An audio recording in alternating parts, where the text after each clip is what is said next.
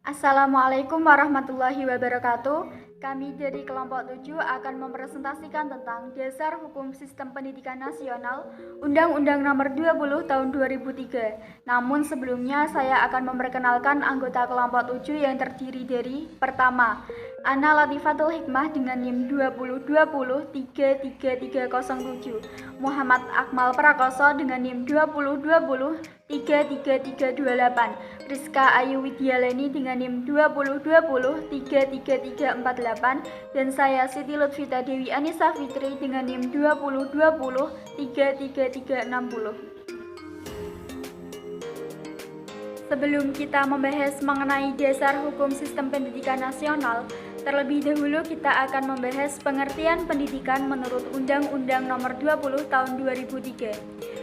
Dalam perspektif teoritik, pendidikan seringkali diartikan dan dimaknai orang secara beragam, tergantung pada sudut pandang masing-masing dan teori yang dipegangnya.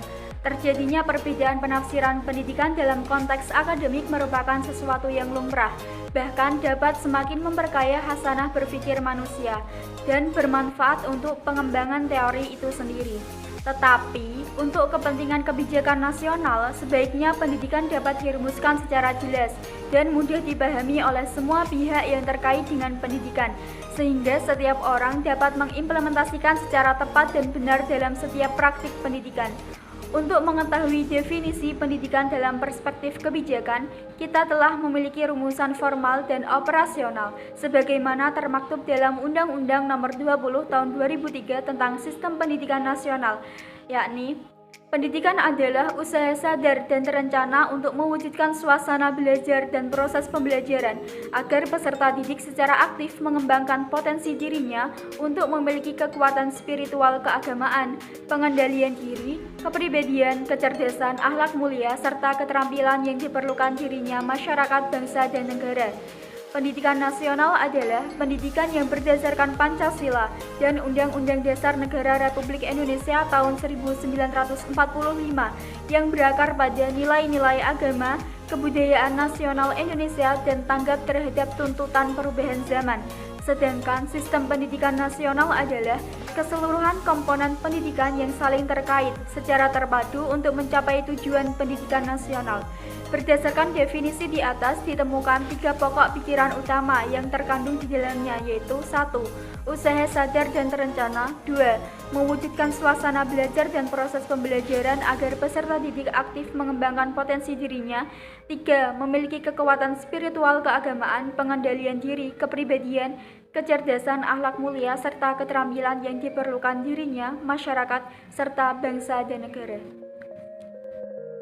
Pengertian dasar hukum. Dasar atau landasan hukum pendidikan adalah dasar atau pondasi perundang-undangan yang menjadi pijakan dan pegangan dalam pelaksanaan pendidikan di Indonesia. Adapun dasar hukum sistem pendidikan di Indonesia yaitu: landasan hukum Undang-Undang Nomor 20 Tahun 2003 tentang Sistem Pendidikan Nasional adalah Pasal 20, Pasal 21, Pasal 28C ayat 1, Pasal 31 dan Pasal 32 Undang-Undang Dasar Negara Republik Indonesia tahun 1945. Visi dan misi pendidikan nasional. Visi sistem pendidikan nasional. Pendidikan nasional mempunyai visi yaitu terwujudnya sistem pendidikan nasional sebagai peranata sosial yang kuat dan berwibawa untuk memberdayakan semua warga negara Indonesia berkembang menjadi manusia yang berkualitas sehingga mampu dan proaktif menjawab tantangan zaman yang selalu berubah. Misi sistem pendidikan nasional. Dengan visi pendidikan nasional tersebut tentu akan ada misi dari pendidikan nasional. Yang pertama, mengupayakan perluasan dan pemerataan kesempatan memperoleh pendidikan yang bermutu bagi seluruh rakyat Indonesia. Yang kedua, membantu dan memfasilitasi pengembangan potensi anak bangsa secara utuh sejak dini sampai akhir hayat dalam rangka mewujudkan masyarakat belajar. 3. Meningkatkan kualitas proses pendidikan untuk mengoptimalkan pembentukan kepribadian yang bermoral. Keempat, meningkatkan keprofesionalan dan akuntabilitas lembaga pendidikan sebagai pusat pembudayaan ilmu pengetahuan, keterampilan, pengalaman, sikap, dan nilai berdasarkan standar nasional dan global. Dan yang kelima yaitu memberdayakan peran serta masyarakat dalam penyelenggaraan pendidikan berdasarkan prinsip otonomi dalam konteks Negara Kesatuan Republik Indonesia. Selanjutnya yaitu jalur, jenjang, dan jenis pendidikan menurut UU Nomor 20 Tahun 2003. Jalur pendidikan terdiri atas pendidikan formal, non-formal, dan informal yang dapat saling melengkapi dan memperkaya. Maksud dari jalur pendidikan ialah wahana atau tempat yang dilalui oleh peserta didik guna mengembangkan potensi dalam diri melalui proses pendidikan yang sesuai dengan tujuan pendidikan tersebut. Jalur pendidikan formal. Pendidikan formal merupakan kegiatan yang sistematis, teratur, dan berjenjang atau bertingkat yang dilaksanakan di sekolah dengan mengikuti syarat yang jelas serta ditetapkan oleh pemerintah.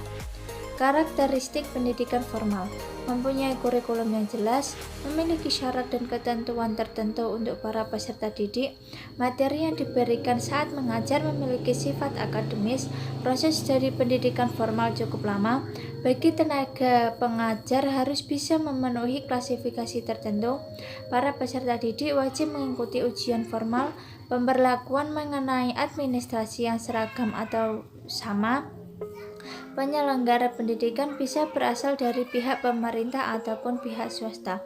Jenis pendidikan formal: 1. Taman kanak-kanak atau TK. 2. Sekolah dasar atau SD. Pendidikan dasar merupakan jenjang pendidikan yang melandasi jenjang pendidikan menengah.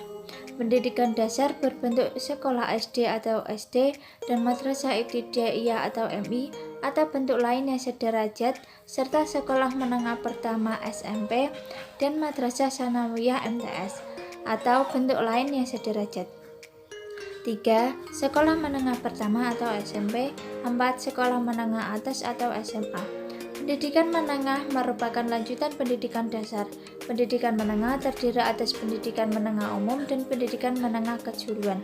Pendidikan menengah berbentuk sekolah menengah atas atau SMA, madrasah aliyah atau MA, sekolah menengah kejuruan atau SMK, dan madrasah aliyah kejuruan atau MAK, atau bentuk lain yang sederajat. 5. Perguruan tinggi. Pendidikan tinggi merupakan jenjang pendidikan setelah pendidikan menengah yang mencakup program pendidikan diploma, sarjana, magister, spesialis, dan dokter yang diselenggarakan oleh perguruan tinggi. Pendidikan tinggi diselenggarakan dengan sistem terbuka. Pasal 20 Ayat 1 UU Nomor 20 Tahun 2003. Perguruan tinggi dapat berbentuk akademi, politeknik, sekolah tinggi, institut, atau universitas. Perguruan tinggi berkewajiban menyelenggarakan pendidikan, penelitian, dan pengabdian kepada masyarakat. Perguruan tinggi dapat menyelenggarakan program akademik, profesi, dan atau vokasi. Ketentuan mengenai perguruan tinggi sebagaimana dimaksud dalam ayat. B. Jenjang pendidikan non-formal.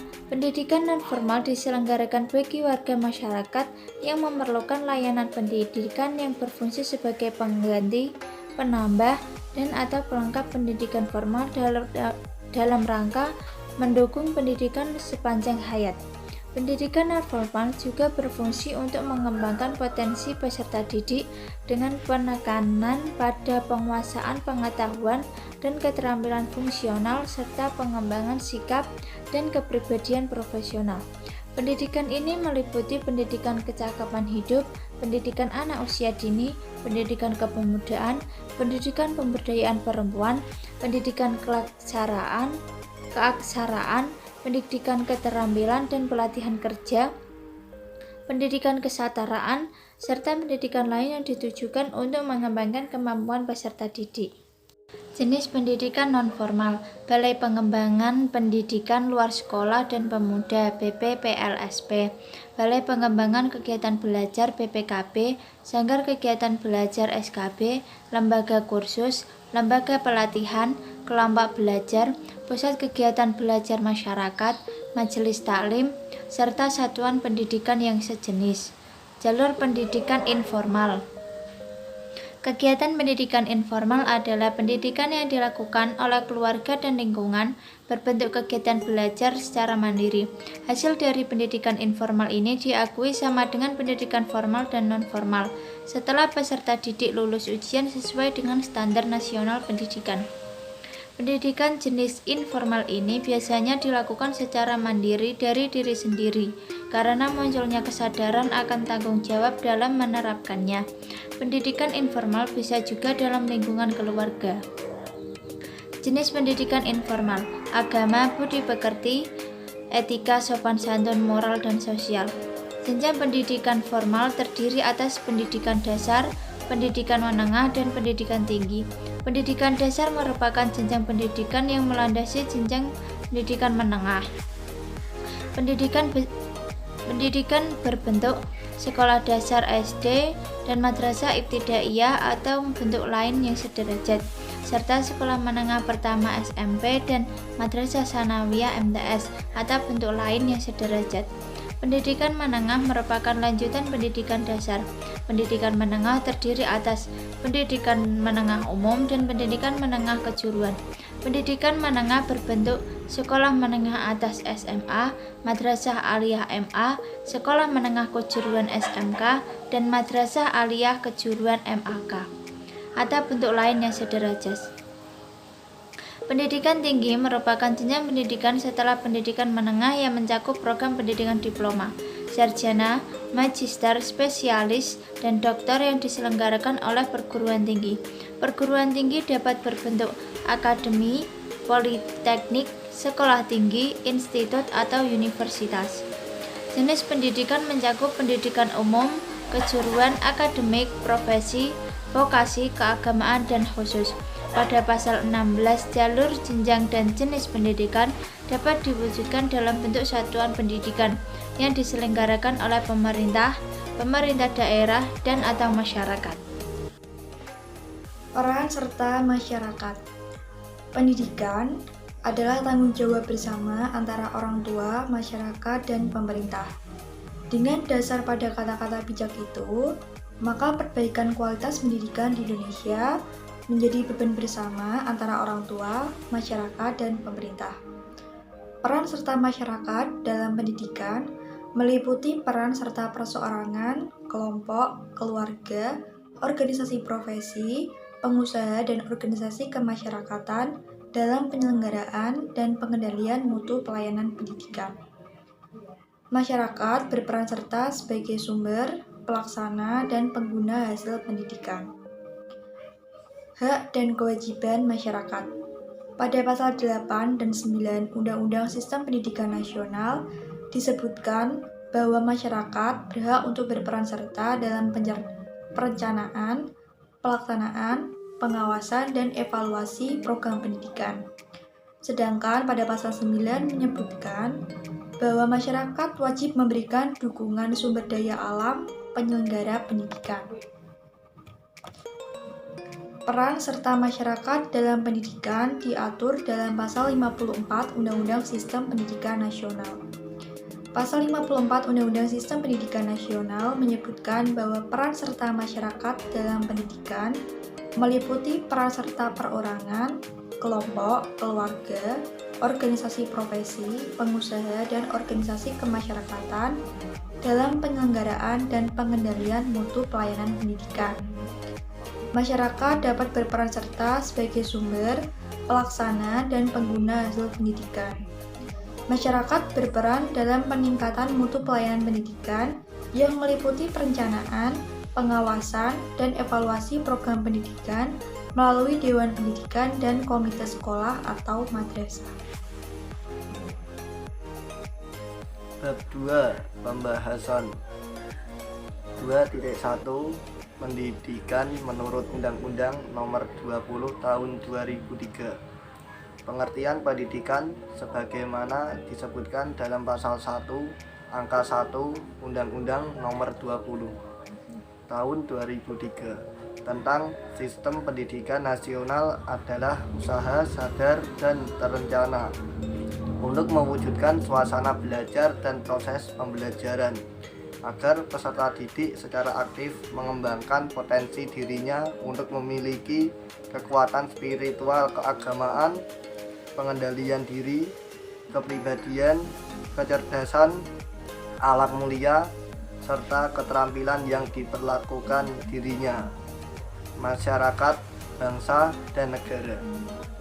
Sedangkan pengertian pendidikan nasional adalah pendidikan yang berdasarkan Pancasila dan Undang-Undang Dasar Negara Republik Indonesia tahun 1945 yang berakar pada nilai-nilai agama, kebudayaan nasional Indonesia dan tanggap terhadap tuntunan perubahan zaman.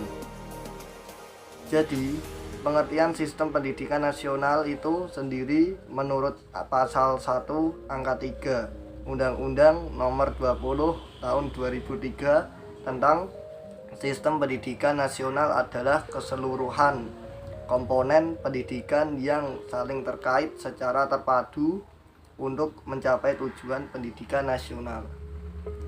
Dalam perspektif teoretik, pendidikan seringkali diartikan dan dimaknai orang secara beragam, tergantung pada sudut pandang masing-masing dan teori yang dipegangnya.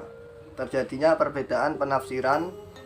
Pendidikan dalam konteks akademik merupakan sesuatu yang lumrah, bahkan dapat semakin memperkaya khazanah berpikir manusia dan bermanfaat untuk mengembangkan teori itu sendiri. Tetapi untuk kepentingan kebijakan nasional, sebaiknya pendidikan dapat dirumuskan secara jelas dan mudah dipahami oleh semua pihak yang terkait dengan pendidikan, sehingga setiap orang dapat mengimplementasikan secara tepat dan benar dalam setiap praktik pendidikan. Peraturan Menteri pendukung lainnya. Adapun peraturan menteri pendukung sistem pendidikan nasional ini yaitu ada 3. Yang pertama adalah Undang-Undang Nomor 20 Tahun 2003 tentang Sistem Pendidikan Nasional. Yang kedua, Peraturan Menteri Nomor 22 Tahun 2006 tentang standar isi untuk satuan pendidikan dasar dan menengah. Yang ketiga, Peraturan Menteri Pendidikan Nasional Nomor 23 Tahun 2006 tentang standar kompetensi lulusan atau SKL.